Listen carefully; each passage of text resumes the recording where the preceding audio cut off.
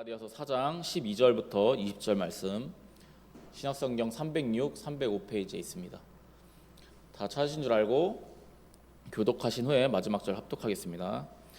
형제들아, 내가 너희와 같이 되었은즉 너희도 나와 같이 되기를 구하노라. 너희가 내게 해롭게 하지 아니하였느니라.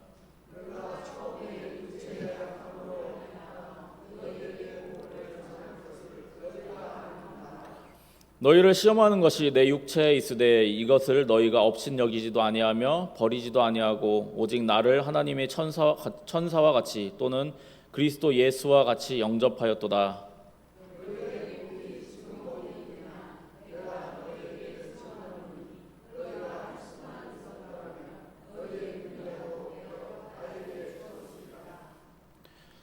그런즉 내가 너희에게 참된 말을 함으로 원수가 되었느냐?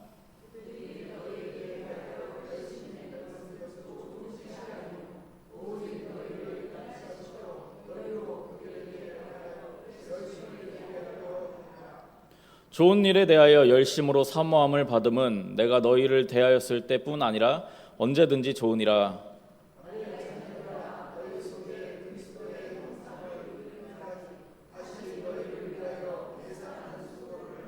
함께 읽겠습니다. 내가 이제라도 너희와 함께 있어 내 언성을 높이려 함은 너희에 대하여 의혹이 있음이라. 아멘. 기도하겠습니다.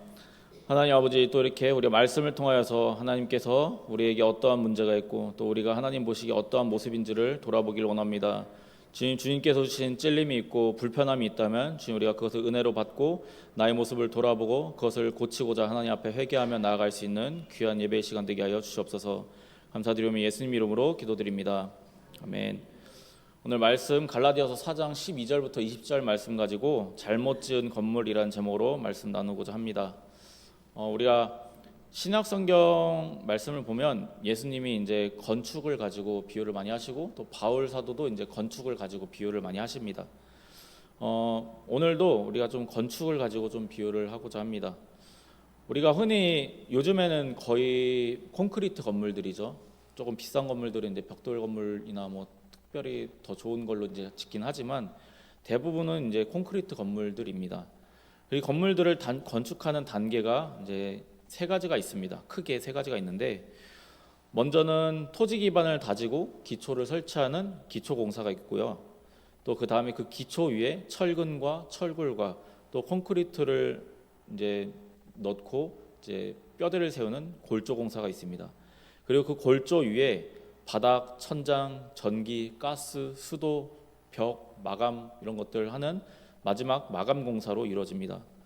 건물을 올리는 데 있어서 이 단계를 잘 따라가는 것이 중요하다라는 것은 우리가 굳이 설명할 필요가 없겠죠. 당연히 어마어마하게 무거운 건물을 올리는 만큼 그 기초를 다지고 또 땅을 잘 확인하고 또 다지는 것은 굉장히 중요합니다. 그래서 건물들 지을 때 보면 엄청 무거운 쇠나 이런 것들로 바닥을 엄청나게 다지더라고요. 바닥이 튼튼해야, 땅이 지반이 튼튼해야 건물이 무너지지 않고요. 그 튼튼한 지반에 기초를 똑바로 세워야 건물이 무너지지 않습니다.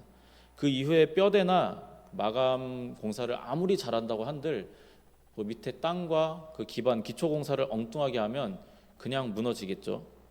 근데 반대로 기초가 아무리 잘 돼 있어도 그 철골, 그 골조 공사가 엉망으로 되어 있으면 건물이 통째로 무너지게 되어 있습니다.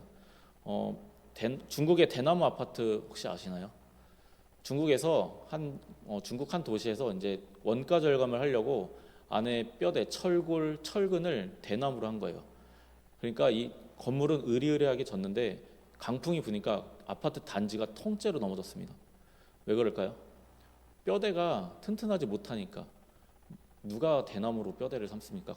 콘크리트 아파트를 짓는데. 그만큼 골조 공사는 중요하다입니다. 그리고 특별히 골조라는 말, 골조가 뭐죠? 뼈대입니다. 뼈대. 사람으로 치면 그냥 뼈죠. 사람이 아무리 근육이 많고 튼튼해도 뼈가 부러지면 아무 소용이 없죠. 아니면 뼈가 없다면 어떤가요? 근육이 튼튼한다고 소용이 있나요? 그냥 흐물흐물할 겁니다. 요새도 한창 문제가 됐고 한동안 문제가 됐던 게 이제 순살 아파트였죠. 콘크리트와 골조를 이제 원가 절감한다고 또 횡령한다고 그거를 빼갖고 골조 없이 지은 아파트들을 가지고 이제 순살 아파트라고 이제 뉴스에서 많이 나왔습니다. 그 아파트가 문제가 뭔가요? 당장은 콘크리트가 잘 붙잡고 있기 때문에 문제가 없어 보입니다. 그런데 뼈대가 없기 때문에 그 아파트를 붙들어줄 뼈가 없기 때문에 언젠가는 그 아파트는 다른 아파트보다 훨씬 취약하게 무너질 수밖에 없습니다. 분명히 큰 인명피해가 날 것입니다. 그렇기 때문에 사람들이 그런 아파트가 내가 살고 있는 아파트가 되지 않을까 하는 그 불안감 갖고 아파트의 전수조사를 요구를 하고 나라에 요청을 하고 했던 것이죠. 그럼 다른 부분은 어떨까요? 바닥, 천장, 전기, 가스, 수도, 벽 마감 뭐 하나 대충 해도 되는 것은 없습니다. 만에 하나라도 기초가 문제가 있다면, 철골에 문제가 있다면 그 건물은 어떻게 되나요? 아니면 마감은 어떤가요? 왜 건물은 다 잘 지어놨는데 마감이 엉망이어갖고 옆집과 우리 집이 문을 열었을 때 안 맞는다든가, 뭐 아니면 전기가 뭐 틀기만 하면 합전이 된다든가, 가스가 저 집과 우리 집이 연결돼 있다든가, 온갖 것들이 있습니다. 뭐 하나라도 똑바로 만들지 않으면, 제대로 짓지 않으면 반드시 사고가 나게 되어 있습니다. 그렇다면 건물을 볼 때 문제가 있다면, 뼈대에 문제가 있거나 골조에 문제가 있거나 뭐 아니면 기반에 문제가 있거나, 아니면 나중에 조사하고 보니까 그 일대의 땅 토지 기반이 문제가 있다거나, 그렇다고 한다면 어떻게 해야 될까요? 어떤 비용을 들여서라도 그 잘못된 단계부터 수정해야 합니다.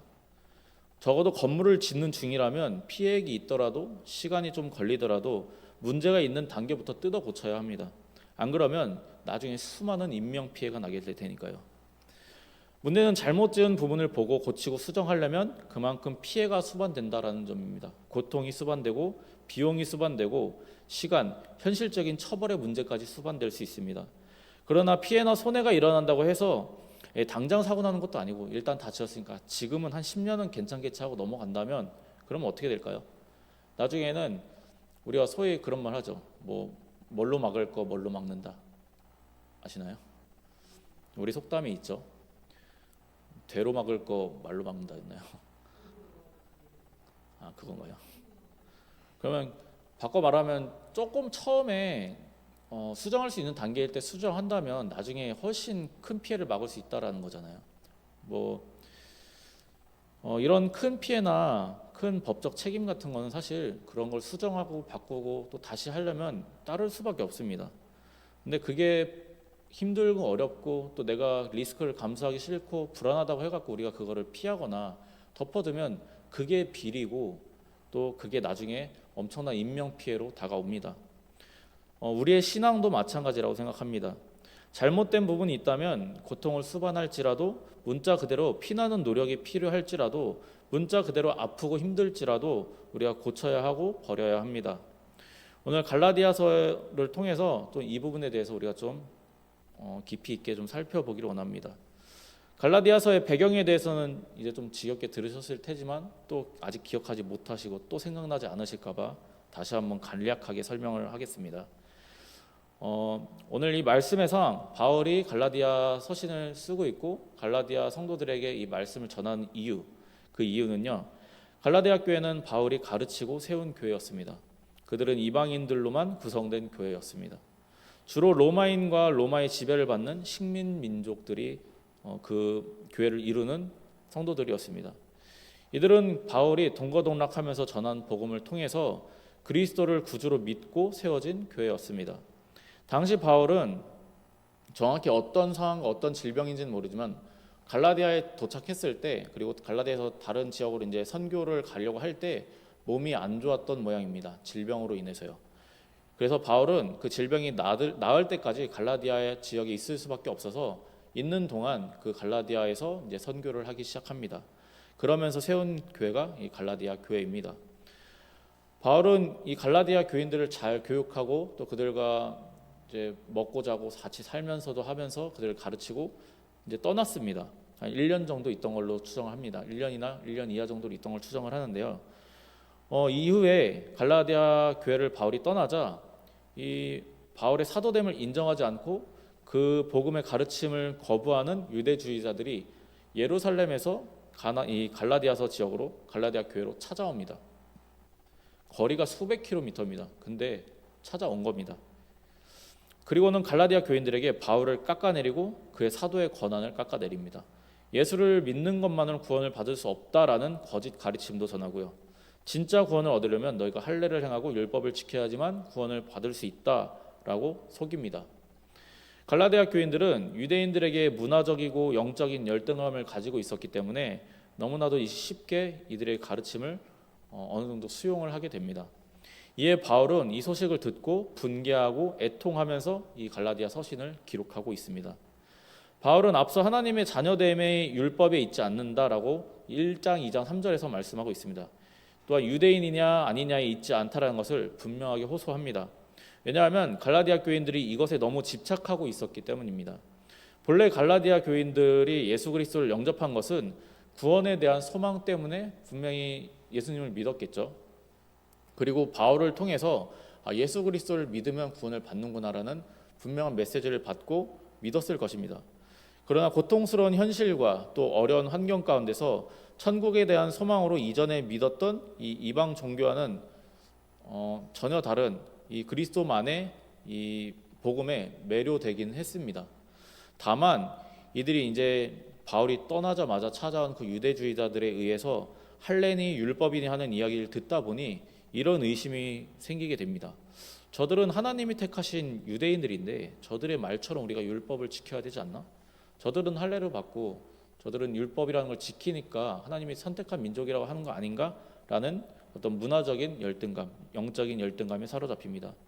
또 이들은 이렇게 생각합니다. 전에 믿었던 신의 신전에서도 어떤 행위를 해야 구원을 받는다고 하는데 그런 게 유대인들의 그 율법과 할례가 아닐까라는 생각을 하게 됩니다. 왜냐하면 그 시대에는 대부분의 사람들이, 거의 모든 사람들이 어떤 신들을 믿고 있었습니다. 우리가 소위 말하는 그리스 로마 신화에 말하는 그런 신들을 믿고 있었습니다. 아프로디테니, 아폴로니, 제우스니. 근데 이 사람들은, 갈라디아 교인들은 예수님을 믿기 전에는 그런 신들을 믿던 사람들이었습니다. 그러다 보니 그 신들을 믿을 때 했던 행위들이 있잖아요. 거기서는 이거를 하면 네가 이제 신의 나라에 갈 수 있다, 이런 것들을 해 왔는데 예수님을 믿으니까 네가 뭘 해야지 구원받는다라고 하질 않는 거예요. 그냥 예수님만 믿으면 구원받는다, 네가 예수님의 제자답게 살아라, 그것만 있으니까 이 사람들이 두루뭉실한 겁니다. 왜 우리 교회 안에서도 그런 사람들 많이 있죠. 내가 믿는 건가? 내가 구원받은 건가? 이런 질문들이 많이 있으니까요. 마찬가지로 갈라디아 교인들 또한 그랬습니다. 그런 와중에 이제 유대주의자들이 갈라디아에 찾아와서 야, 니네가 할례와 율법을 지키면 네 구원받는 거다라고 이제 유혹을 한 것이죠. 그럼 당연히 이들의 이 의심 가운데 있을 때 이런 말은 당연히 수용할 수밖에 없을 수도 있습니다. 우리도 지금이야 우리 한 성경이 있으니까 그렇게 쉽게 대처가 되지만 그들은 성경이 있던 시절도 아니니까요. 오늘 말씀을 보면 갈라디아 교인들의 이런 모습이 바울이 볼 때 얼마나 안타까운 모습인지를 바울이 표현해주고 있습니다. 12절부터 15절 말씀은 갈라디아 교인들의 처음 모습이 어땠는지에 대해서 바울의 그 간절하고 절절한 마음이 느껴집니다. 12절은 바울 자신이 먼저 갈라디아 교인처럼 되었다라고 이야기를 합니다. 12절 말씀 보시면 바울이 말씀하시는 게 이렇습니다. 내가 너희와 같이 되었은즉 너희도 나와 같이 되기를 구하노라. 너희가 내게 해롭게 하지 아니하였다라고 이야기를 하는데, 이 말은 바울이 처음 그들을 봤을 때 어땠든지 간에 바울이 그들의 모습을 보고 감동을 받았고 내가 너희의 모습처럼 변했다, 그리고 너희도 이제는 나처럼 다시 변하길 바란다라고 이야기를 하는 것입니다. 이제 바울이 이런 표현들을 많이 합니다. 너희가 나를 본받아라, 너희가 우리와 같이 살아라, 이런 표현들을 하는데 바울이 말하는 건 어떤 교만하면서 이야기하는 것이 아닙니다. 그 이유에 대해서 이제 이 뒤에 말씀을 통해서 바울이 어떤 심정으로 이 이야기를 하는지 알 수 있습니다. 이 말은 바울이 오히려 처음에 그들을 만났을 때 마음에 감동이 있을 만큼 갈라디아 교인들이 선했고 순수했다라는 것을 의미합니다. 이 13절과 14절 말씀 보면 바울과 갈라디아 교인들의 처음 관계가 어땠는지 알 수 있습니다. 한번 같이 읽어볼까요? 시작. 내가 처음에 육체의 약함으로 말미암아 너희에게 복음을 전한 것을 너희가 아는 바라. 너희를 시험하는 것이 내 육체에 있으되 이것을 너희가 업신 여기지도 아니하며 버리지도 아니하고 오직 나를 하나님의 천사와 같이 또는 그리스도 예수와 같이 영접하였도다. 아멘. 아까 말씀드린 것처럼 바울이 당시에 뭐 핍박 때문인지 아니면 원래 갖고 있던 지병 때문인지는 알 수 없지만 몸이 안 좋았던 것은 확실합니다. 뭐 질병이라고 이제 본문에서 말씀하고 있습니다. 근데 이 당시의 질병은 그냥 아픈 게 아닙니다. 당시 이 고대 사회의 질병에 대한 인식은 신이 내린 벌이나 저주, 또 악령이 들린 것, 뭐 이런 것으로 많이 여겼습니다. 그런 인식 속에서 바울이 복음을 전했을 때 대부분의 사람들은 병 걸린 놈이 무슨 복음을 전하고 지나 지 몸이나 어떻게 할 거지, 아마 이런 생각 많이 할 거 아닌가요? 우리도 그렇잖아요. 우리가 내 삶이 힘들고 피폐한데 누군가한테 복음을 전하면 야 너나 잘 살아라, 너는 뭐 얼마나 행복하길래 뭐 그런 말 전하냐, 이렇게 얘기를 하잖아요. 근데 이때나 지금이나 그거는 다르지 않습니다. 지금은 우리나라에선 특히나 얼마나 성공했냐, 돈이 얼마나 있냐, 뭐 이런 게 주가 될 뿐이지, 이때 당시에 마찬가지로 몸에 병이 있다는 것은 마찬가지로 비춰지는 것이었습니다. 그런데도 이 갈라디아 교인들은 바울을 전혀 그렇게 대하지 않았습니다. 바울은 갈라디아 교인들이 자신을 업신여기지도 않고 오히려 하나님의 천사나 예수 그리스도처럼 영접했다라고 말씀하고 있습니다. 이것은 갈라디아 교인들이 얼마나 선했고 얼마나 순수했고 얼마나 복음을 잘 받아들일 수 있는 사람들이었는지를 잘 설명해 주고 있습니다. 심지어 15절 말씀은 그들이 할 수만 있다면 눈이라도 빼줄 수 있을 만큼 바울을 선대했다라고 말씀하고 있습니다. 바울 자신이 경험을 통해서 증거하면서 이 갈라디아 교인들을 책망하고 있는 것입니다. 16절 말씀 한번 같이 읽어보겠습니다. 시작. 그런즉 내가 너희에게 참된 말을 함으로 원수가 되었느냐. 자, 이 말은 이렇습니다. 그랬던 너희가 어떻게 내가 바른 말을 한다고 원수가 되느냐라는 말입니다. 이 말은 단순히 미워한다라는 의미가 아닙니다. 신약 성경에서 바울이 말하는 원수가 된다는 말은 주로 하나님과 사탄의 관계를 이야기를 합니다. 물론 여기선 개인적인 관계지만 바울이 다른 서신서에 쓴 원수된다라는 표현은 대개 하나님과 사탄의 관계를 이야기합니다. 이 말이 뭔가요? 완벽한 대척점입니다. 적대하는 관계라는 의미입니다. 미워하고 증오하고 적대하는 관계에 사용한 말이 원수된다라는 의미입니다. 갈라디아 교인들이 유대주의자들의 말을 믿고 바울의 사도됨을 의심하고 전에 그 사랑을 버리고 바울을 미워하고 증오하고 있다라는 의미입니다. 갈라디아 교인들의 이런 모습에 대해서 바울은 갈라디아 교인들을 그들만을 책망하지 않습니다. 물론 그들도 책망하지만 명확하게 그들을 미혹한 유대주의자들을 책망합니다. 성경에는 분명하게 누구다 어떤 자들이다라고 명확하게 얘기하고 있지는 않습니다. 다만 이 갈라디아 편지를 읽는 모든 사람들이 바울이 말하려는 그들, 그 유대주의자들이 누군지는 아마 알고 있었을 것입니다.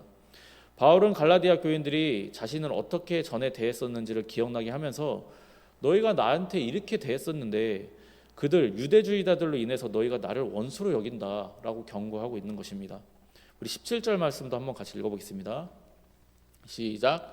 그들이 너희에게 대하여 열심 내는 것은 좋은 뜻이 아니요 오직 너희를 이간시켜 너희로 그들에게 대하여 열심을 내게 하려 함이라. 아멘. 그들, 이 유대주의자들은 마치 열심으로 이 갈라디아 교인들을 위해서 뭔가를 하고 열심히 가르치는 것처럼 보이지만 결코 그 교인들, 갈라디아 교인들을 위한 것이 아니다라고 바울은 지적하고 있는 것입니다. 바울은 이 유대주의자들이 어떤 자들인지를 정확하게 알고 있었습니다. 바울은 갈라디아 6장을 통해서 이 갈라디아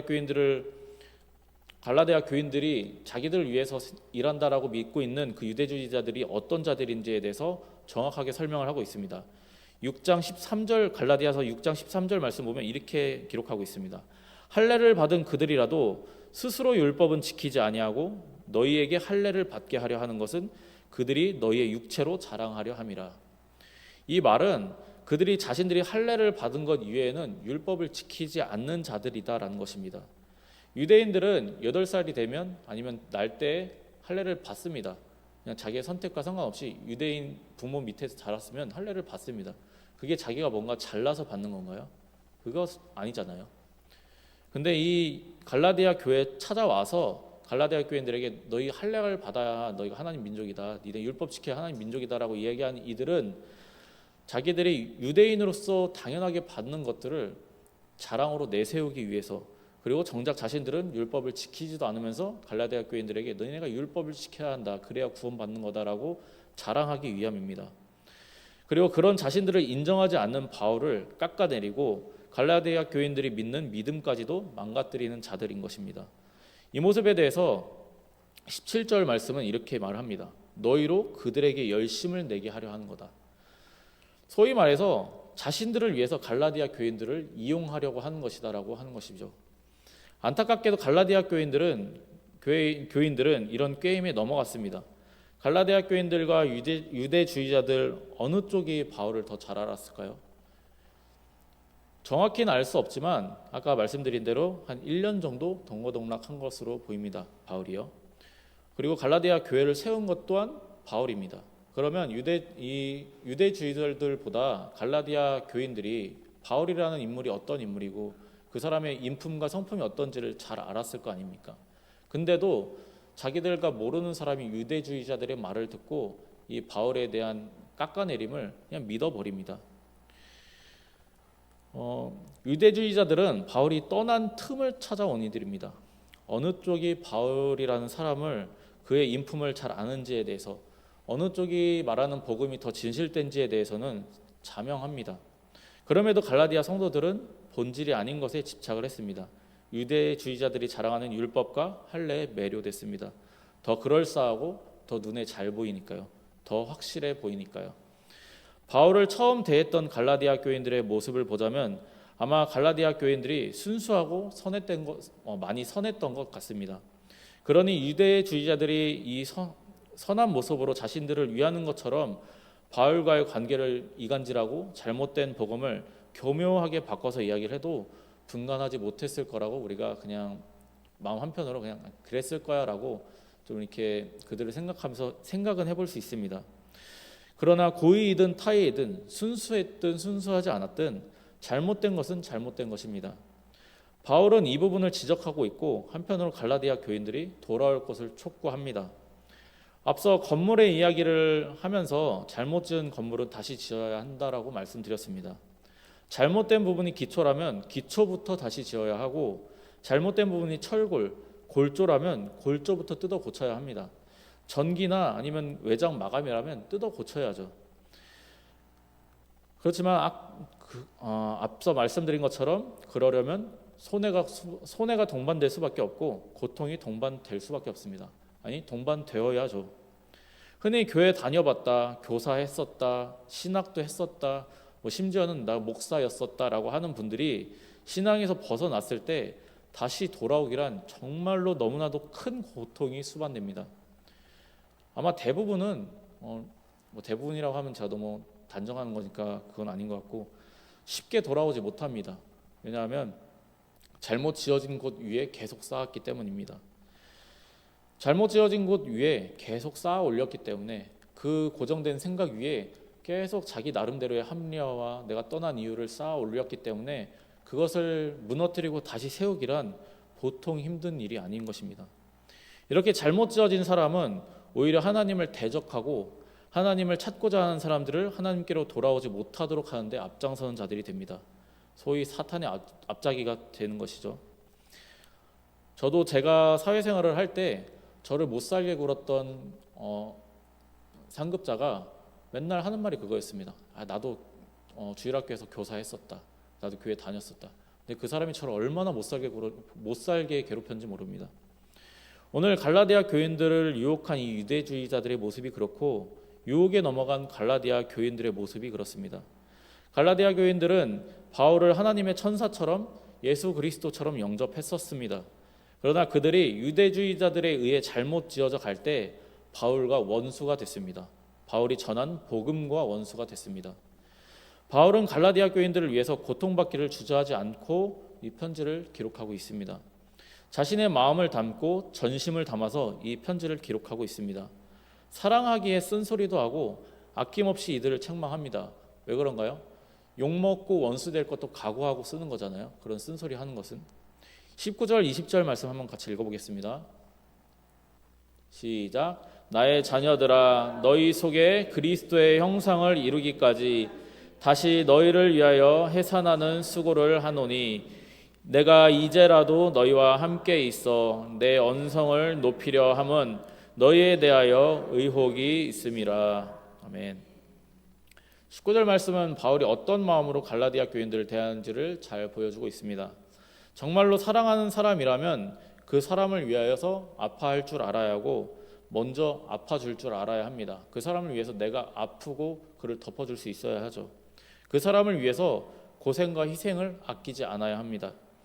하지만 정말로 그 사람을 사랑하지도 위하지도 않는 사람들은 어떨까요? 말로만 합니다. 말로만 옆에서 그럴싸한 이야기들을 하고요. 또 말로만 그 사람을 위한 것인 척 이야기를 합니다. 근데 실상이 어떤가요? 정말로 그 사람을 위하는 사람은요, 옆에서 말로 하지 않습니다. 그저 옆에 같이 있어주고 두드려주고 도와줍니다. 근데 그런 일들 하지 않으면서 말로 이렇게 했어야 된다, 저렇게 했어야 된다, 아 걔가 나빴네 어쩌네, 그런 이야기들 하는 사람은 결국 뭔가요? 그 사람 마음 가운데 더 나쁜 마음만 심어줄 뿐입니다. 그 누군가에 대해서 더 미운 마음만 키워줄 뿐입니다. 무엇보다도 그 사람을 이용하려고 하는 사람들은 말 그대로 무슨 짓이든 합니다. 거짓말을 하고요, 위선을 하고요, 이간질을 합니다. 그 사람을 위해서 어떠한 희생도 고통도 감수하지 않습니다. 오히려 그 사람에게 어떤 것들을 강요합니다. 야 이렇게 해야지, 저렇게 해야지, 야 이거 해봐, 저거 해봐. 자기가 전혀 도와주지 않습니다. 자기가 먼저 행동하지도 않고요, 뒤에서 움직여주지도 않습니다. 유대주의자들은 갈라디아 교인들에게 할례와 율법을 강요했습니다.